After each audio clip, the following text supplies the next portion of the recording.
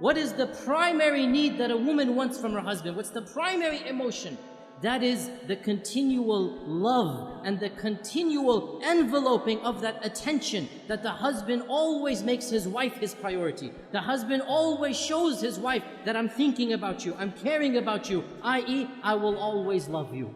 To feel that love, to feel cherishment, they need to be constantly reassured that their husbands love them, that their husbands always take them as number one, always.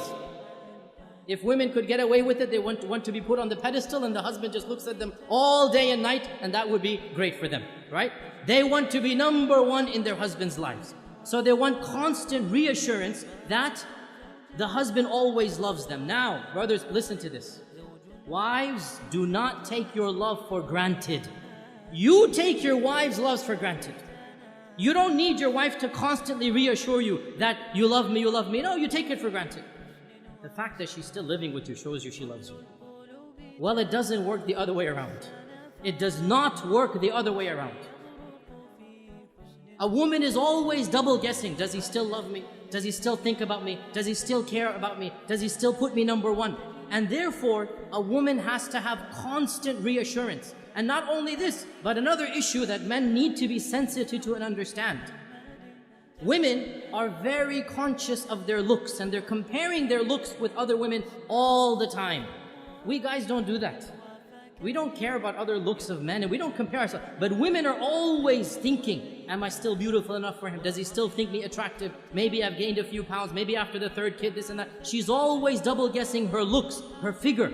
And so the husband always has to make her feel the most beautiful, the most cherished, the most loved, the most admired. Though she always wants these reassurances. How does he do this? I'll just point out a number of them. Number one, words, words, words. Never underestimate the power of speech. Simply saying, I love you. I know it's awkward for men after the courting phrase. I know it's awkward, right? But believe me, it never goes out of fashion. For women, it never goes out of fashion. They always love to hear this phrase. And in fact, there are da'if hadith of our Prophet. It's a bit da'if hadith, but it's still mentioned in our books that our Prophet and Aisha were joking once. And Aisha said to the Prophet, كَيْفَ حُبُّكَ لِي? How much do you love me? How is your love for me? And our Prophet said, and he gave a beautiful, metaphorical, poetic expression. He said, my love for you is like the tight knot that cannot be unbound. My love for you is like the tight knot that cannot be unbound. So then, in the future, sometimes if they would have a bit of an issue, a bit of an argument, one of the two would remark, how is the knot right now? How is the knot right now? And Aisha would say this when the Prophet sometimes got irritated. How is the knot? So he would smile, he would say, as strong as it ever was. Right?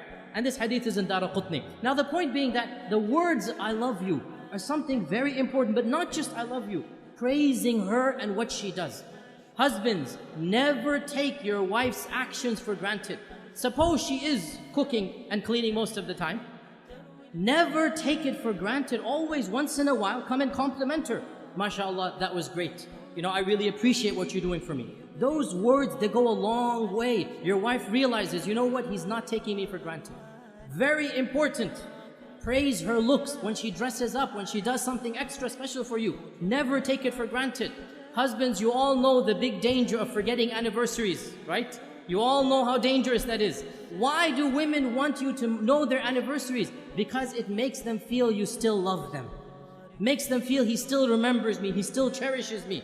And celebrating anniversaries, honestly, I believe there are some scholars, they say it's haram bid'ah. Subhanallah, quote me, celebrating anniversaries is mustahab.